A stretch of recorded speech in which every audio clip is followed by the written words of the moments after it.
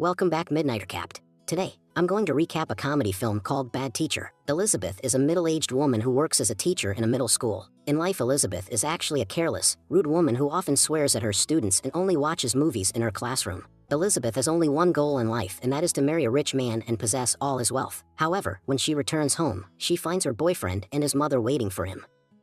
Her boyfriend finally realizes that Elizabeth only cares about his money and nothing else. She has spent a lot of money over the past few months, buying expensive things for herself.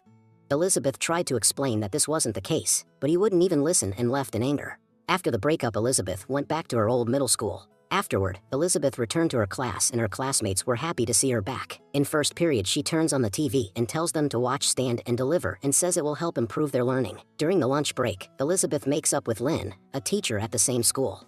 The two talk about their lives, and Elizabeth reveals that she is planning to have her breasts enlarged so that she can become more beautiful and attract more rich people. Meanwhile, we meet Russell, the school's gym teacher, who is obsessed with Elizabeth from the start, but Elizabeth never talks to him. One day, a handsome guy named Scott comes to the school as a substitute teacher, and when Elizabeth learns that he's rich, she starts making frequent opportunities. She then skillfully gets him to reveal his relationship status, and it turns out he's still single. Scott says he recently broke up with his girlfriend and even shows a picture of her. Turns out it was a girl with the big boobs again. So Elizabeth has made breast augmentation surgery her goal. Elizabeth went to a clinic and was ready to fill out the surgery form, but when she learned that the surgery would cost as much as $90,000, she had no choice but to stop making appointments. Elizabeth doesn't even have $50 in her account, so she had to wait for now. Later that night, she called all her friends and acquaintances, hoping to get some donations for the surgery.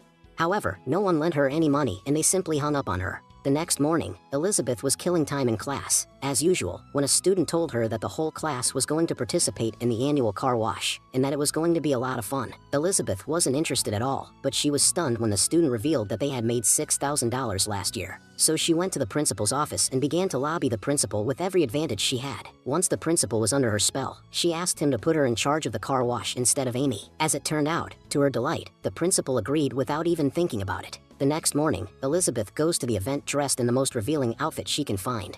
Then, she started washing the car while splashing a lot of water on her body and showing off her body with all her might. This amazes all the women around her, but the men enjoy it. And even a policeman is so mesmerized by her beauty that he drives into another car.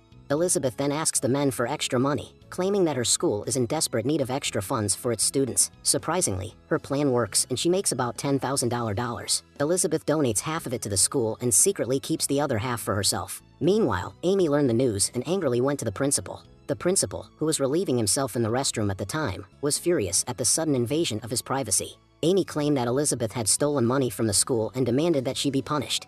However, the principal said he could do nothing until he found hard evidence. The next day is the school's annual parent-teacher conference.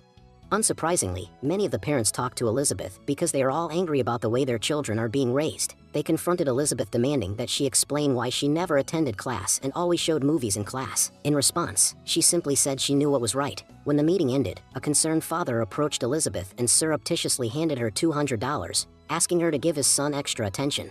This gave Elizabeth enough